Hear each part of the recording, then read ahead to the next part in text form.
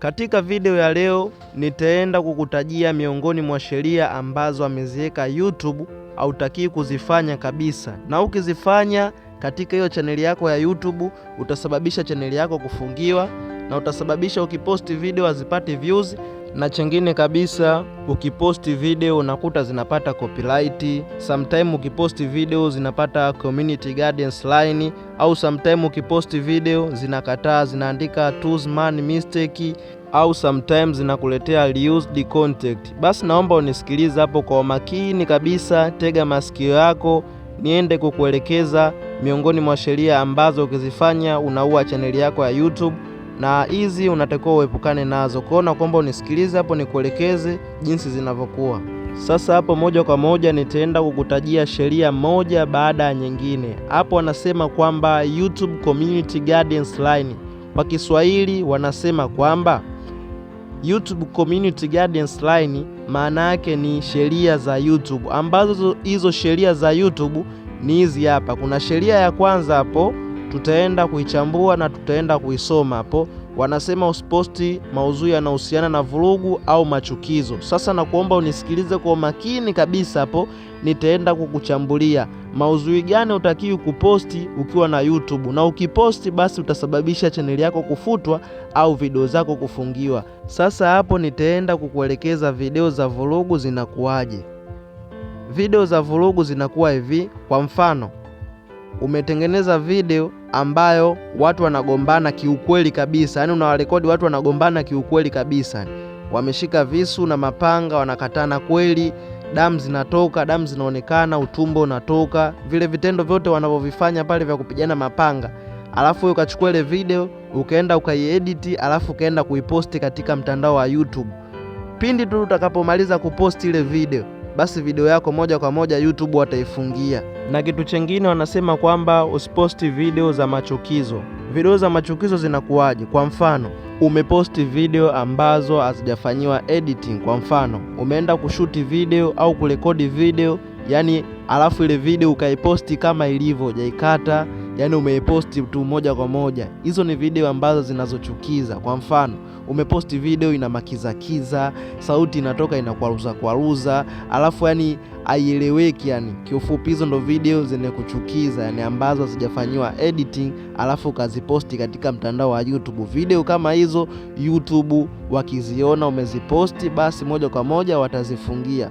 Na sheria nyingine wanasema kwamba usiposti maudhui yenye unyanyasaji au baguzi wa aina yoyote. Sasa hapo naomba unisikilize kwa makini kabisa, niende kukuchambulia maudhui yenye unyanyasaji yanakuaje.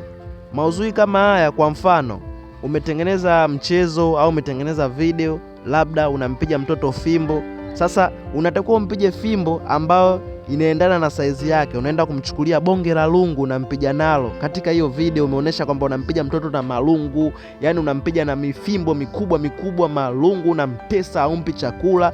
Yani video kama hizo zinahusiana na unyanyasaji kama huo, ukaziposti katika mtandao wa YouTube, basi moja kwa moja hiyo video YouTube wakiiona wataifungia, ndugu mpenzi mtazamaji. Nadhani hapo umenielewa.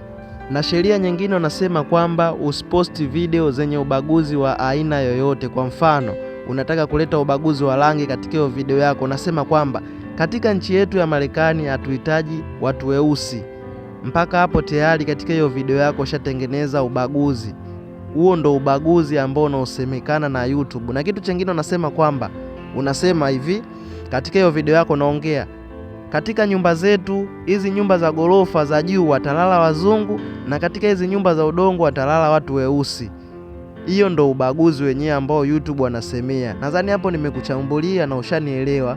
Ukiposti video kama hizo ambazo unaongea maneno kama hayo yanahusiana na mambo ya ubaguzi wa rangi na mambo ya ubaguzi mambo mengine huko, ukiposti video kama hizo katika mtandao wa YouTube, basi moja kwa moja hiyo video yako YouTube wakiona wataifungia. Nadhani kipengele hiki mmenielewa kwa makini kabisa. Na sheria nyingine ambayo YouTube wanasema kwamba usiposti video zinazoweza kumdanganya mtazamaji. Kwa mfano, nikuelekeze hapo, naomba unisikilize kwa makini. Umeenda uwanja wa Taifa kuangalia mpira, ukachukua simu yako ukarekodi ile mechi. Kwa mfano anacheza Simba hiyo mechi, ukarekodi ile mechi, ile video ukaenda ukaiedit vizuri. Sasa unataka kuiposti katika mtandao wa YouTube.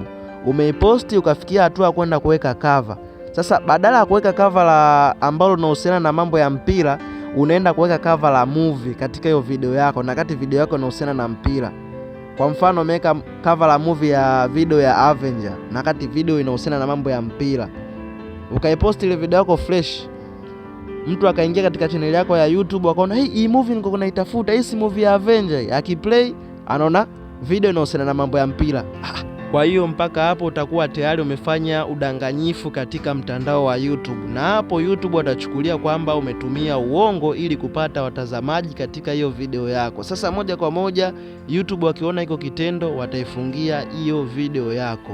Na sheria nyingine ambayo YouTube wanasema kwamba usiposti video kabla hujaikagua. Hakikisha hiyo video yako unaikagua inafuata vigezo vyao, na uhakikishe kwamba haivunji sheria ya aina yoyote. Na kama unaona video yako ipo salama, haivunji sheria ya aina yoyote katika mtandao wa YouTube, basi unaweza kuiposti. Na sheria nyingine ambayo wameiweka YouTube wanasema kwamba punguza matumizi ya lugha kali au maneno ya udhalilishaji. Maneno ya lugha kali katika video yako, labda umetengeneza video yako alafu ukaweka maneno ya matusi, labda kutukana. Nadhani matusi mnajua. Ukiweka maneno kama hayo katika video zako za YouTube, basi moja kwa moja watazifungia. Au labda unaposti video unaenda kumdhalilisha mtu fulani, unamtangazia mambo yake hadharani. Video kama hizo YouTube wakiziona moja kwa moja watazifungia. Nadhani hapo kipengele hiko mmenielewa hapo. Na sheria nyingine ambayo YouTube wameiweka wanasema kwamba kama unatumia maudhui ya mtu mwingine, hakikisha unapata haki miliki au unapata ruhusa kutoka kwake. Kwa mfano, umeingia katika channel yake ya YouTube, umedownload video yake, alafu ukaichukua ile video ukaenda kuposti katika channel yako. Hiyo itasababisha kuvunja sheria ya YouTube na wataifungia video yako. Hakikisha video ukichukua video ya mtu YouTube uombe haki miliki au uombe ruhusa kutoka kwake. Na kama ukatumia video ya mtu yoyote YouTube, kwa mfano ukaichukua video ya mtu yoyote ukaidownload katika YouTube yake channel, ukaichukua wewe ukaenda kuiposti katika channel yako ya YouTube bila kumuomba ruhusa, bwana naomba video yako niitumie niiposti katika channel yangu, basi ukaiposti katika channel yako ya YouTube, hiyo itakusababishia kupata copyright katika video yako hiyo utakayoposti katika mtandao wa YouTube. Copyright inamaanisha kwamba hiyo video umeiga katika channel ya mtu fulani, ndo maana ya copyright. Au copyright inaweza kutokana na kutumia background music ambayo inahusikika nyuma ya hiyo video yako. Kwa mfano umetengeneza video alafu ukaweka melody au mziki wa Diamond kwa masava kwa mbali ukawa unasikika, alafu ukawa unaongea ule mziki ukawa unasikika kwa masava, basi hapo utahesabika umepata copyright katika hiyo video yako, kwa sababu umetumia music ya mtu bila ruhusa yake. Na kitu chengine ambacho YouTube wamekataza usikifanye, usiposti video ambazo zinahusiana na mapenzi. Kwa mfano video za ngono zile ukaonesha watu wanafanya mapenzi, basi video kama hizo YouTube wakiziona moja kwa moja watazifungia.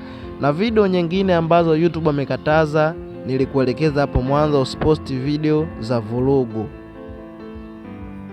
Sasa ikatokea labda umefanya kosa, miongoni mwa kosa hapo nilokutajia moja hapo, ukatokea labda umelifanya katika hiyo chaneli yako, itaenda kusababisha katika hiyo chaneli yako kupata neno warning, au kwa lugha ya Kiswahili utapata onyo katika hiyo chaneli yako. Na ikatokea labda ukaenda kujaribu kuposti video katika mtandao wa YouTube. Sasa hapo moja kwa moja tutaingia katika chaneli yetu ya YouTube kwenda kuposti video, na tukishaingia YouTube tutaenda katika haka kajumlisha, tutaenda kukibonyeza hapo, kisha tutaenda sehemu iliyoandikwa upload, hapo tutaenda kuposti video, kisha tutaenda kubonyeza sehemu iliyoandikwa allow access, hapo tutaenda kuibonyeza hiyo sehemu, na tukishaibonyeza tutapelekwa katika video zilizokuwepo katika simu yetu, kisha tutachagua video ambayo tunataka kuposti. Hapo tutaibonyeza tu mara moja, kisha tutaenda kubonyeza neno next kwa upande wa juu, kisha tutabonyeza upload video. Sasa moja kwa moja tutaenda kuiangalia video yetu itakubali kujiposti.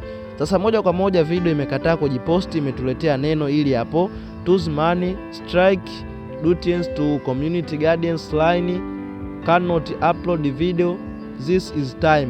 Sasa hapo anamaanisha kwamba ukiwa umelifanya hilo kosa kwa mara ya kwanza, wataifungia hiyo chaneli yako ndani ya wiki moja usiposti video. Kwa hiyo sasa ukizalimisha kuposti video aliyakuwa umelifanya kosa miongoni mwa makosa ambayo nilokutajia hapo nyuma, ukazalimisha kuposti video katika hiyo chaneli yako, watakuzuia, watakwambia Tuzman mistake kwamba hutoweza kuposti video wala kusteam katika mtandao wa YouTube mpaka ipite wiki moja. Kwa hiyo wiki moja katika mahesabu yangu ni siku 7. Kwa hiyo utasubiria zipite siku 7 katika hiko kipengele cha kuposti chenyewe kitafunguka.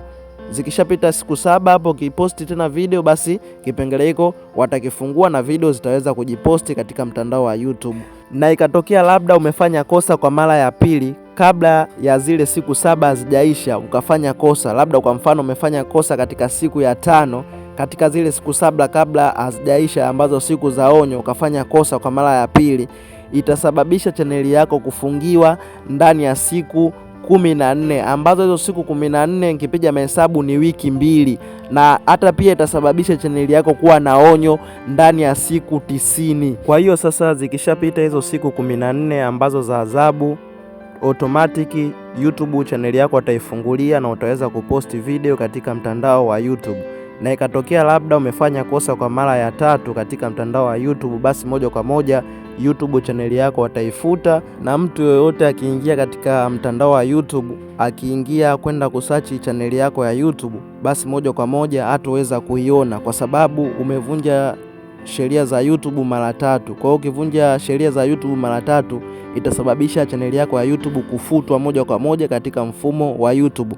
Kwa hiyo kama mara kwanza chaneli yako ya YouTube ukiwa mtu akiisearch anaiona, na ukivunja sheria mara 3 mtu akiisearch tena katika YouTube chaneli yako hataweza kuiona kwa sababu umevunja sheria za YouTube. Na kitu chengine ambacho kinachosababisha warning au onyo katika hiyo chaneli yako ya YouTube, kinachosababisha pia kupelekea hilo tatizo ni kupata reused content. Reused content kwa Kiswahili kwamba inamaanisha umeiga content ya mtu, yani umeingia katika channel ya Diamond, umedownload mziki wake wako masava, ukauchukua ule mziki ukauposti katika channel yako. Hiyo itasababisha kupata reused content, kwamba umetumia content ya mtu, ndo maana ya reused content, na hiyo itasababisha kupokea ujumbe kama huu hapa katika hiyo YouTube yako. Ujumbe utasema hivi, remove your content, kwamba tumefuta hii video yako katika platform ya YouTube kwa sababu sio ya kwako, ni reused content, kwamba ni